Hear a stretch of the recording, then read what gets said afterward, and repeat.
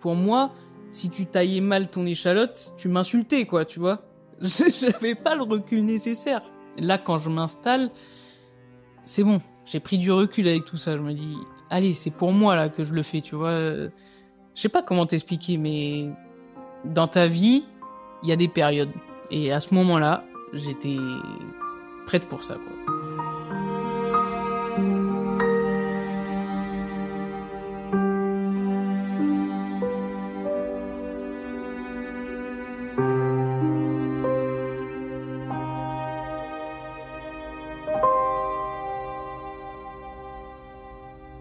J'ai hâte dans quelques années de faire une interview de chef qui me dira « Alors moi j'ai eu une expérience de merde. Je m'en souviens très bien. » C'était Ah, Bayeta. T'imagines. Mais... Bah ouais, peut-être. Et c'est là où c'est drôle aussi, c'est que ta vision de chef et la vision de tes employés, elle sera jamais la même. Ouais, et tu vois, aujourd'hui, je comprends tellement les remarques, les réflexions et la manière de penser de mes chefs que je me dis, qu'est-ce que j'étais con à l'époque. Et toutes les soirées que t'as passées en disant, putain, mais il me fait chier. Mais bien sûr, mais c'est normal et tout le monde fait ça. Mais avec le temps et l'expérience, on se dit... Aujourd'hui, ça me fait chier de me dire que quand ils vont boire une pinte le soir... c'est toi. c'est moi qui prends.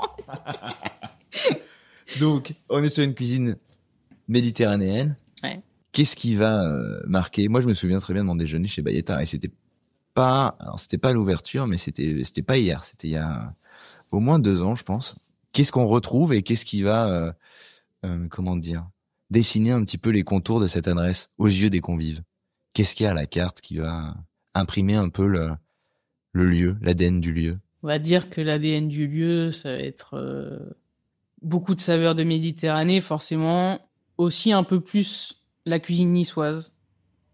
Une des premières choses qu'on déguste quand on arrive à Bayeta, c'est ma version de la pissaladière. Alors parfois, elle va être traditionnelle. Parfois, on va pousser dans la technicité. Ça va devenir un coussin soufflé avec un confit d'oignon à l'intérieur, une anchoïade. Mais parce que c'est un de mes plats traditionnels niçois favoris. Voilà, de la pissaladière, j'adore ça.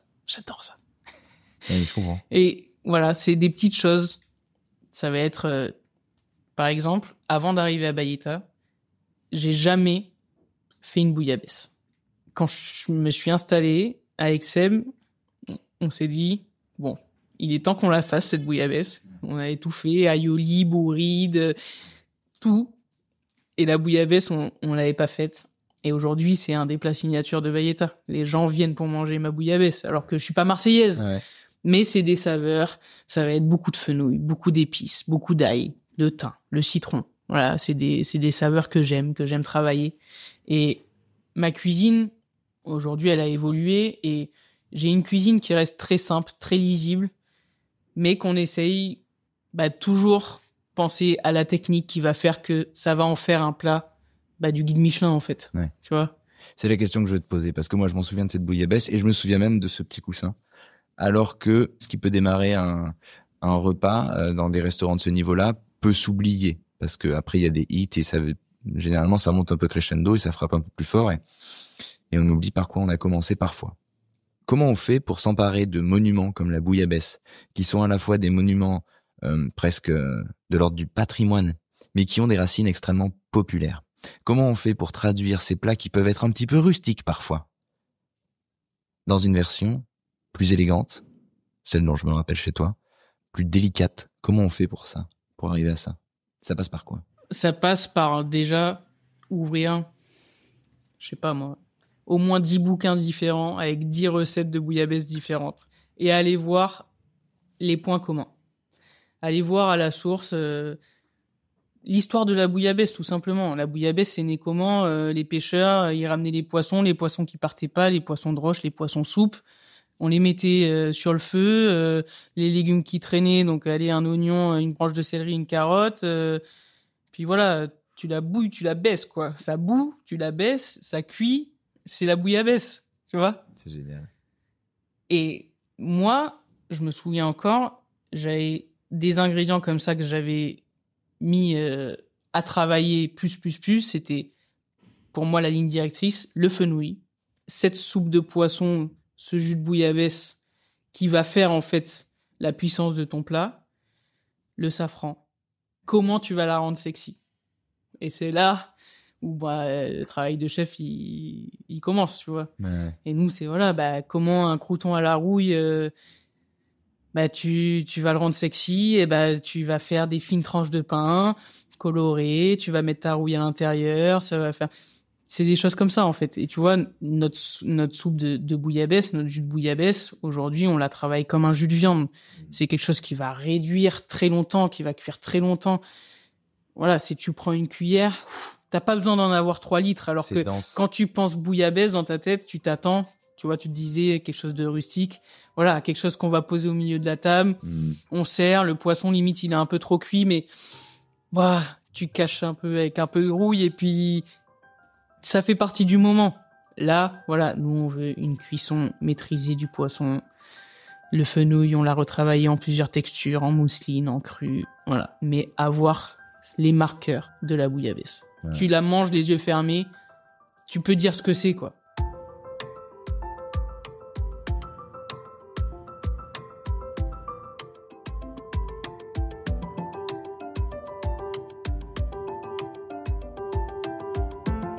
Comment ces intentions que tu viens de nous décrire, elles sont prises et perçues par les clients qui vont justement se rendre, ça y est, dans le resto de celle qui a décroché la première étoile à cet âge-là.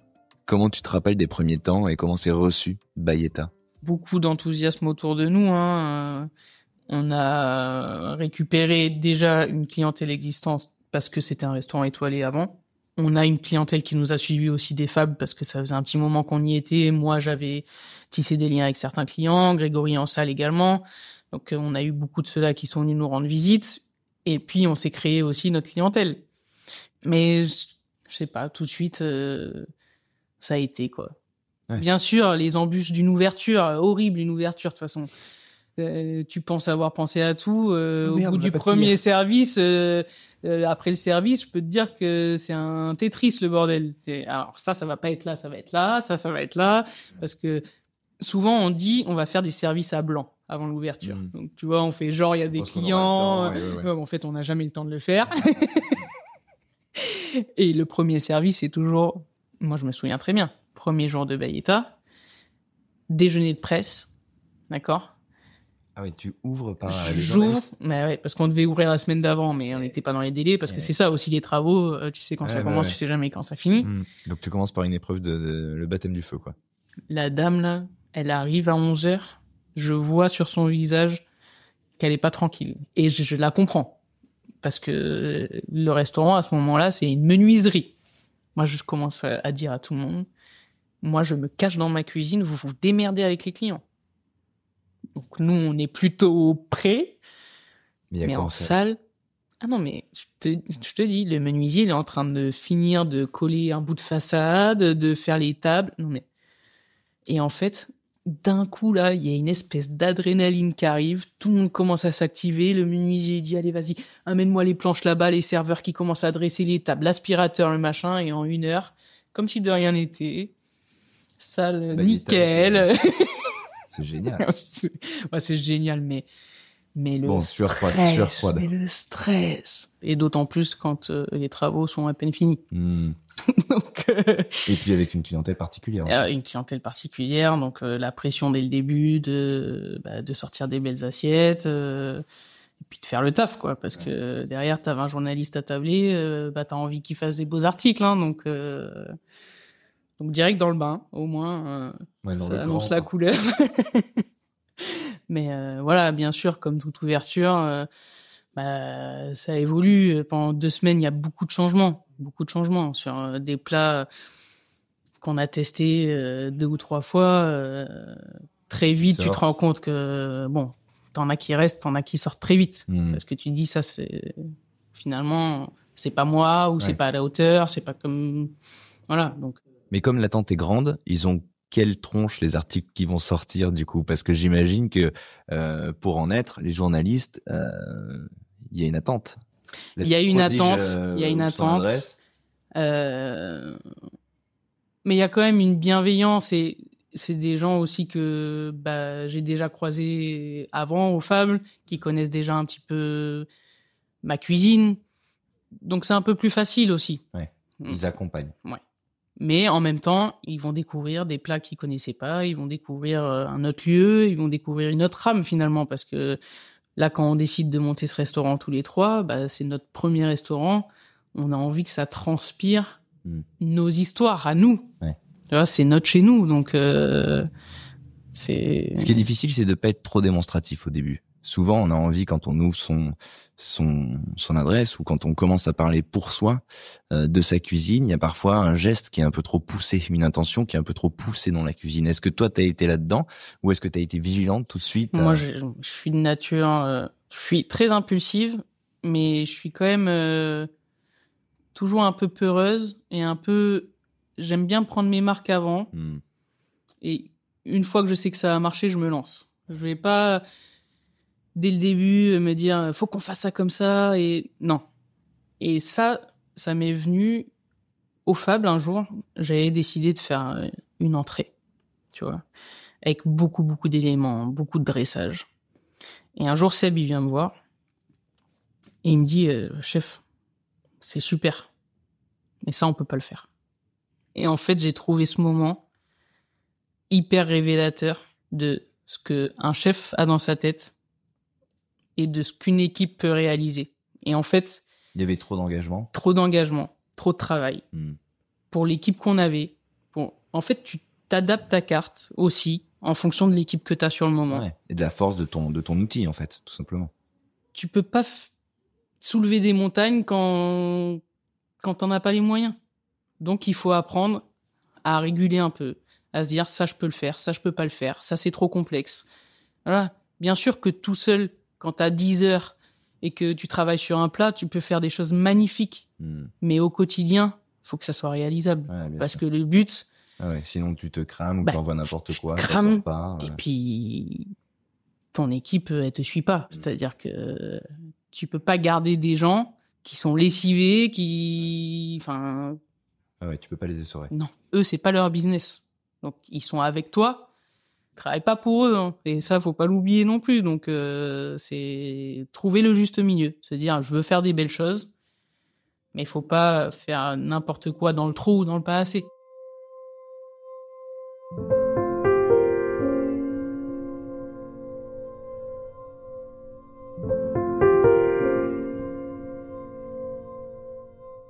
T'as conscience que quand même tu fais preuve d'une grande maturité pour pour une première ouverture, pour une première adresse. À cet âge-là, t'as quand même en conscience des choses que d'autres peuvent mettre beaucoup plus de temps à entendre, à acquérir. Ça vient de quoi, selon toi, justement, cette conscience-là?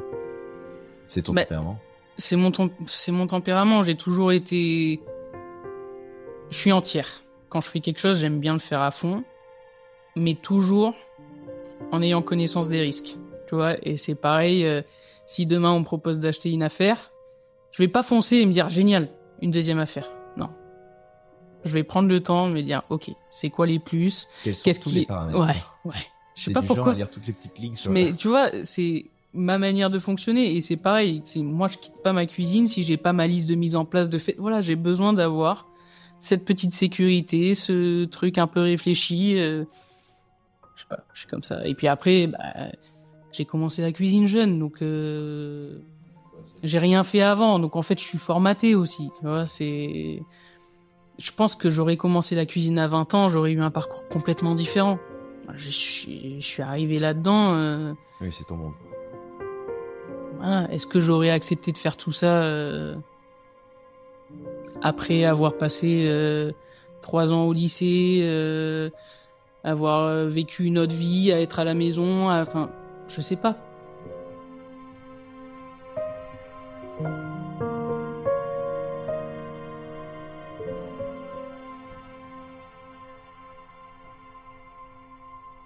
Ouais. Là, c'est ce que j'ai toujours connu finalement, tu vois. Faire des coupures, pas avoir mes soirées, pas voir trop la famille, pas être aux anniversaires. Ça, c'est des gros sacrifices qu'on a fait, qu'aujourd'hui, peut-être que la jeunesse peuvent pas l'entendre. Ils peuvent pas l'entendre, ils peuvent pas le percevoir comme nous on l'a perçu. Mais il faut pas oublier que on peut pas tous vivre pour notre métier, tu vois, pour notre passion. Et en même temps, si on veut y arriver, si on veut avancer, si on veut grandir. Il y a pas de secret. Il y a pas de secret. Alors, puisqu'il y a pas de secret, ta technique, ta vision, ton savoir-faire et ta manière d'apprendre le métier autour de cette adresse va vite attirer l'œil et donner satisfaction, je crois. Si on se reparle de ce sacro-saint Michelin qui te suit, elle arrive quand cette étoile qu'on attendait au bout de 2-3 ans? Elle arrive en 2019, donc 1 an après l'ouverture. Alors là, tu sais comment ça marche maintenant. Là, je sais comment ça marche, donc j'attends le fameux coup de fil ou pas, 2-3 jours avant la cérémonie. Et normalement, quand t'es un nouvel établissement, on t'appelle pour t'annoncer la couleur.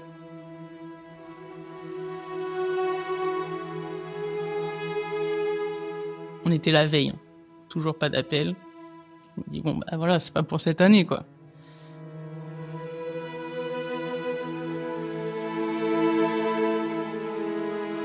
Numéro masqué qui m'appelle sur mon téléphone. Je sais pas pourquoi, coup de folie me prend. Je dis je réponds pas. Donc je réponds pas. Et après je me dis mais putain mais t'es con.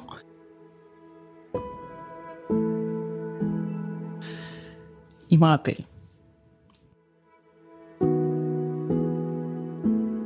Et là, je réponds. Et en fait, j'étais au resto avec mes associés. Et je réponds. Et là, voilà, c'est le directeur du Guide Michelin. C'était pour vous annoncer que l'étoile, tu vois, ça me, c'est l'émotion qui revient. L'étoile va briller à nouveau pour vous, à Bayeta cette fois. Et là, génial.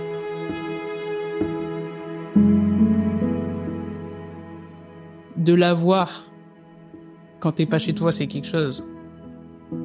Mais quand c'est ton restaurant, c'est une fierté, Non, c'est beau.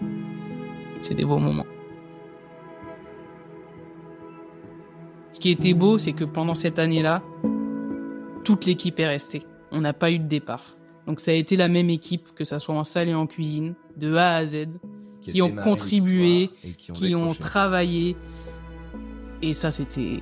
On a été à la cérémonie avec les garçons. Et après, on devait se retrouver avec l'équipe. Et là, ils nous appellent en disant repassez par le restaurant, on prend l'apéro et après on y va. Et en fait, quand on arrive, ils avaient préparé tout le resto, ils avaient mis des bougies, ils nous avaient préparé une grosse table. Et ça, tu te dis, waouh.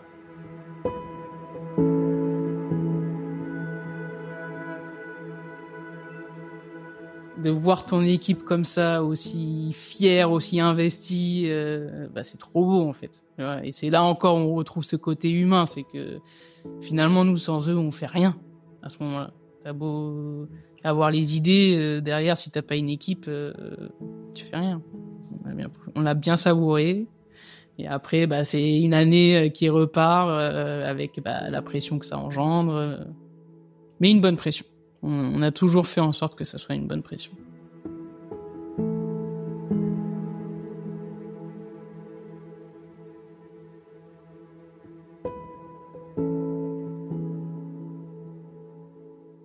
Sachant que l'étoile brille toujours au-dessus de Bayeta.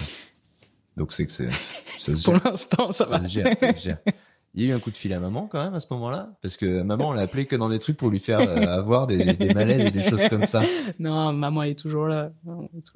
Elle l'a pris comment cet événement-là, parce que c'est pas rien quand même. Alors il y a déjà eu une première en étant toute jeune, et puis là en plus en étant encore jeune chez soi. Non, mais de toute façon j'ai eu beaucoup de chance aussi dans mon parcours et dans ma jeunesse, c'est que mes parents ils m'ont toujours suivi, toujours fait confiance. Enfin, tu vois, moi, quand j'ai commencé mon apprentissage, mes parents, tous les soirs, ils venaient me chercher en face de la cuisine et ils me remontaient à la maison, tu vois. Enfin, pas tous les parents, ils font ça, tu vois. Ouais, déjà, tout le monde ne le peut pas, mais après, ouais. Mais d'avoir cette chance-là, d'avoir des parents qui comprennent que solide. T'as trouvé ce qui te faisait plaisir et qui s'investissent aussi avec toi et qui, à certains moments, ils posent pas de questions, ils savent, ils comprennent et voilà, ils savent que le week-end tu seras pas là, qu'à l'anniversaire tu seras pas là, mais c'est comme ça et ils sont fiers de ce que tu réalises finalement, tu vois. Ça a dû être quelque chose quand même, hein, le sacre là. Il y a dû y avoir de la PLS du côté niçois aussi. Non, c'est toujours toujours agréable de fêter ce genre de choses entouré de ta famille, tu vois, de sentir l'amour et tu sais, moi je dis souvent on n'est pas une famille où on se dit je t'aime et tout, mais voilà, on est là les uns pour les autres et ça c'est. Et vous le dites autrement. Voilà, exactement.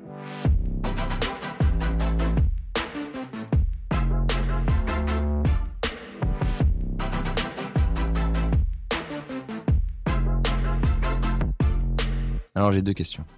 Il y a un truc dont on n'a pas du tout parlé et peut-être que c'est pas un sujet.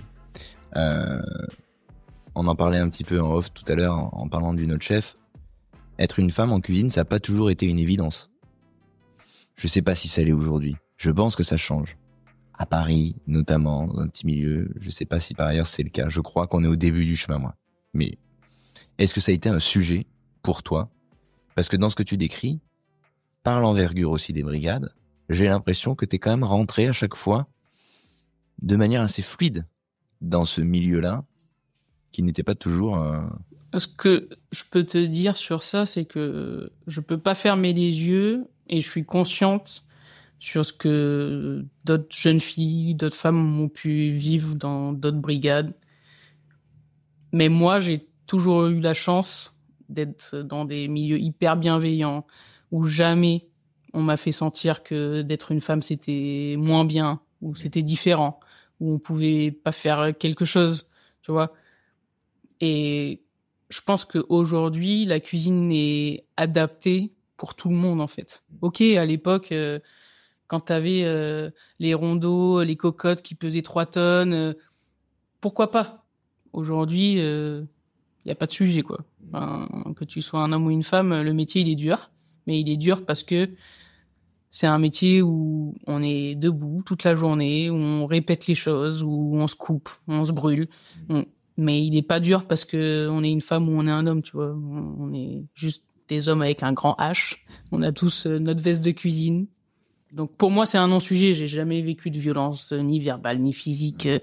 Jamais de rabaissement, jamais de... Ça a jamais été un sujet. Ça tient peut-être aussi à la structure, aux structures que tu as intégrées aussi. Et cette envergure, Bien on sûr. en parlait, de ces brigades un peu plus resserrées.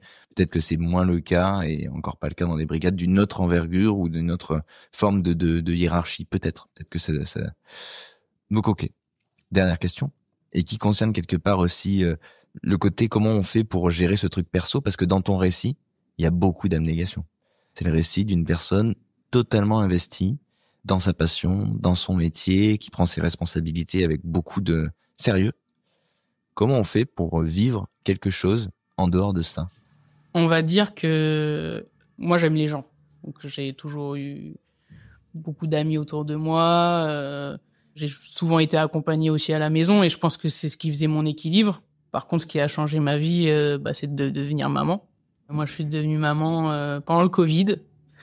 Et ça m'a fait... Un événement dans l'événement. Ouais, ça m'a fait ouvrir les yeux sur beaucoup de choses et notamment sur le temps passé dans nos entreprises, parce que quand t'as pas d'obligation à côté, tu te rends pas forcément compte que t'es vraiment toute la journée. Alors pensez pour les gens qui t'ont accompagné du coup avant que tu aies un enfant. C'est ça. Qui disaient, mais on est quand même pas là. Ouais, mais c'est pour ça que ça a changé beaucoup de choses. Beaucoup de choses. C'est que à l'époque, moi, tu me demandais ton samedi soir ou ton dimanche parce que c'était l'anniversaire de mamie ou parce que t'avais ton fils à déposer à l'école ou machin. J'étais pas très réceptif, quoi. Pour moi, c'est bon, t'as choisi. Non, mais tu vois, t'as choisi de faire ce métier, t'as tes jours de travail dans la semaine, tu t'organises, quoi. Tu vois. Enfin, tu t'organises pas. Ouais. Tu fais tes jours de travail. Voilà. Et Covid plus maman, grosse remise en question. Grosse remise en question parce que du coup, le besoin de passer du temps à la maison parce que j'ai envie de passer du temps avec mon fils et commencer à entendre que les gens ont une vie aussi à côté. Tu vois, et que on a beau aimer notre métier et qu'on a beau avoir fait des sacrifices à un moment, peut-être que être à l'écoute aussi de certaines choses parfois, ça changera pas vraiment mon planning ni mon organisation au restaurant, tu vois. Bon, déjà, j'ai appris beaucoup à déléguer à cette période. Donc, j'avais la chance d'avoir un sous-chef à mes côtés qui était là depuis les débuts avec moi. Ouais. qui est toujours là encore actuellement. Simon, ça fait bientôt 7 ans qu'il est là. J'ai appris vraiment à lui laisser la cuisine et à arrêter de me stresser quand j'étais pas là, en fait. De me dire, c'est normal que de temps en temps, il y ait une soirée, je suis pas là parce que mon fils est malade et que je suis à la maison, ou simplement juste il est pas malade, j'ai envie de rester avec lui, et puis je me dis c'est bon, ils vont pas cramer le resto, tu vois. Au début, c'est des choses qui sont très difficiles à faire. Alors, hyper difficiles. C'est difficile parce qu'il faut que tu prennes le parti de te dire je fais confiance. Ouais. Parfois on culpabilise de quitter, de laisser la barre du bateau. Puis un autre truc aussi, c'est que quand on n'a pas l'habitude et que quand c'est pas son tempérament, on a aussi, j'imagine, du mal à habiter ce temps. Par exemple, avec son enfant. Moi, j'imagine qu'il y a des chefs ou des gens qui sont à ce point impliqués dans leur métier qui se retrouvent face à leur enfant et qui font bon. Alors, qu'est-ce qu'on fait là ? Je dis ça parce que moi-même qui travaille un petit peu, parfois je me retrouve devant une dînette ou un truc comme ça. Je fais, bon. Est-ce que tu as eu cette difficulté-là ou est-ce que toi t'avais Non, du coup, moi c'était plutôt je profitais à fond des moments que j'arrivais à me dégager. Ouais.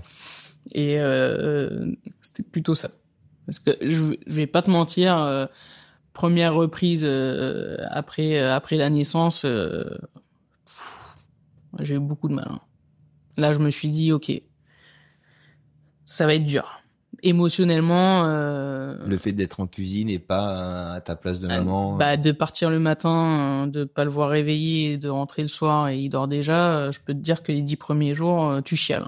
Ça te fait, mais c'est un vrai sujet, tout drôle. C'est un vrai sujet. Alors que je me suis jamais posé la question avant.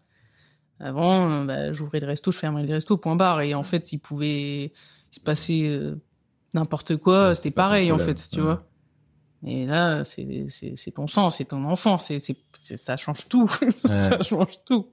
Donc redémarrage compliqué. Et puis après, tout se stabilise, tu t'organises. Et c'est vrai que au début, je me suis dit, waouh, j'avais peut-être pas pensé que ça pouvait autant changer ma vie. Du coup, voilà, t'apprends à être chef et à être maman en même temps et à prendre le temps pour tout, en fait.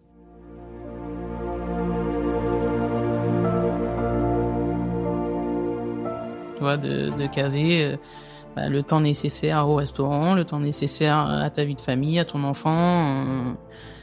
Et du coup, est né aussi ce truc de après-Covid où les gens dans la restauration, clairement, ils avaient besoin d'un peu plus de temps pour eux. Et en tout cas, ils ont compris que ça pouvait avoir de l'importance et même de l'intérêt dans le boulot. Tu sais, quand on s'est retrouvés à la maison pendant 3 mois à avoir nos soirées, tu te poses des questions. Tu te dis attends, ça fait 15 ans que je bosse tous les jours comme, excuse-moi l'expression, mais comme un con. Et en fait, je me rends compte qu'il y a une vie quoi, qui existe autour de moi. C'est pas mal. En fait. C'est pas mal. On fait une petite série. Donc oui, à ce moment-là, beaucoup de reconversions et ceux qui sont restés dans le game. Ils avaient leurs conditions. Ouais. Donc au début, c'était OK, moi je veux bien bosser, par contre samedi dimanche je travaille pas, par contre je veux une soirée, par contre et en fait ça a commencé à tourner dans ma tête et je me suis dit bon, moi j'ai envie de prendre plus de temps pour moi. Les autres aussi visiblement. Les autres aussi quoi, tu vois. Donc il y a un moment il va falloir trouver quelque chose qui marche et au tout début, je me dis OK, je vais leur donner une demi-journée en plus par semaine. Donc on passe de 2 jours à 2 jours et demi. Je leur donne à tous une soirée en plus dans la semaine pour qu'ils puissent aller au resto avec des potes, aller au ciné, vivre quoi, voilà. Et je vois qu'il y a quelque chose qui change en eux quoi. Cette soirée, ils l'attendent, c'est leur motivation de la semaine. On commence la semaine, on fait des plannings, OK, qui veut quelle soirée, tu sens que je sais pas, ils sont contents de l'avoir, ils ont l'impression aussi de l'avoir mérité, tu vois, et niveau performance, tu le ressens tout de suite en fait. Donc très vite, je me dis, OK, on arrive à faire une soirée, allons faire la journée, quoi. On va s'organiser. Si on peut faire une soirée, le matin, on courra un peu plus, et sans embaucher plus, on a commencé à faire du 4 jours de travail, 3 jours de repos. Et ça marche. Et ça marche.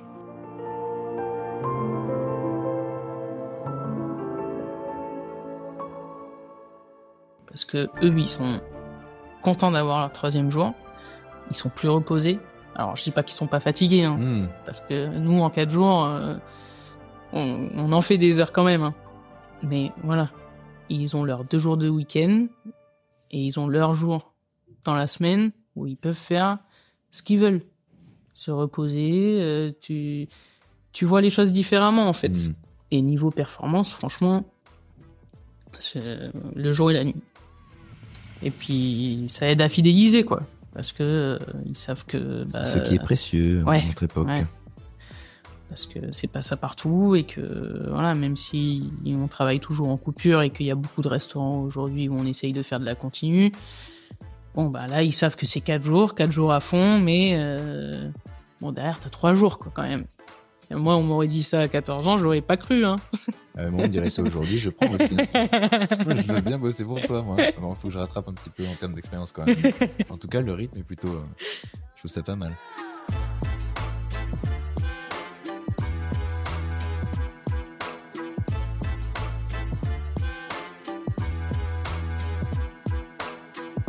Bon, allez, j'ai une dernière question. Tu restes jeune, malgré tout, même si ce titre de plus jeune chef étoilé, ça fait un petit moment que tu le trimbales maintenant. T'es quand même pas au bout de ta carrière. Tu te vois comment dans 10 ans? Est-ce que tu y penses parfois? Mais c'est ça mon problème. C'est que j'arrive pas à me projeter.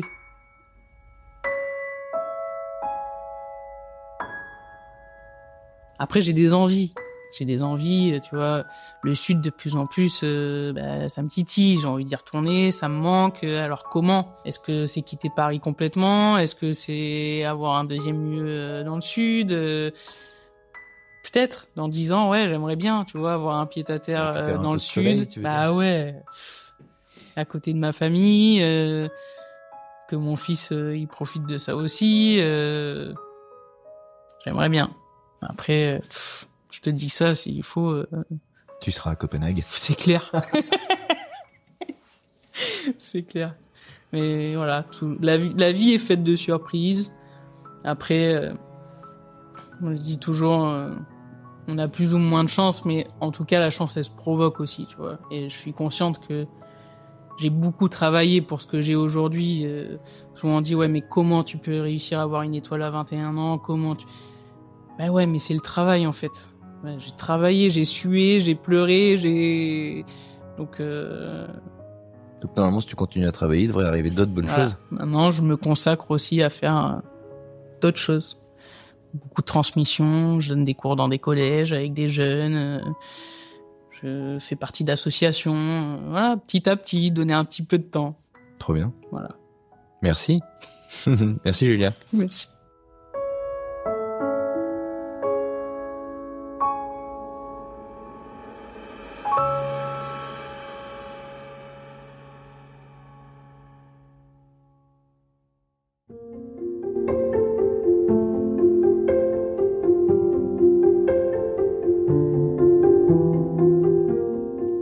Du travail donc, de la transmission, et je ne sais pas vous, mais à se dire qu'on ne se projette pas, on répète finalement qu'on reste là. Pas à faire du surplace, non, ça c'est pas le genre de Julia, mais on reste à creuser, on cherche, on dessine le sillon d'une cuisine, et finalement, comme souvent dans ce podcast, je le savais, je le dis depuis le premier jour, par l'assiette, le chemin, l'intention, par le geste, on dessine un peu de soi. Ici, chez Bayetta, il y a ce caractère, de prime abord, cette cuisine qui percute ce soleil de plomb. Et puis très vite, il y a la chaleur, celle des voix qui entourent la table, celle d'une famille, celle d'une mère. Il y a une chef qui porte en elle ce contraste, cette force et cette tendresse. Alors, merci Julia de l'avoir partagé. Merci aussi de nous avoir dit comment on pouvait aujourd'hui regarder son métier, envisager ses équipes. Merci d'avoir dit que t'avais pas toujours été ainsi, que ça avait gueulé souvent, et que c'était une erreur, probablement. Merci d'avoir, en somme, dit qu'on est tous en chemin et qu'il est toujours temps d'apprendre. Alors c'est vrai, concentrons-nous sur le présent et on verra pour la suite. Merci, chers auditeurs, chères auditrices, d'avoir écouté cet épisode jusqu'au bout. J'espère qu'il vous aura inspiré, donné à réfléchir. Allez chez Bayetta, c'est aux 5 rues de Pontoise, un bout de Méditerranée, en plein Paris. N'oubliez pas de laisser une note aussi à ce podcast, car c'est important pour le faire connaître. C'est vraiment la seule manière pour moi de valoriser toujours davantage ces échanges, ces histoires qui commencent à constituer un sacré petit répertoire, une sorte de conservatoire de la gastronomie contemporaine. Alors, on continue, soyez au rendez-vous, abonnez-vous, et à la semaine prochaine pour un nouvel épisode, une nouvelle histoire, un nouveau chef. Salut!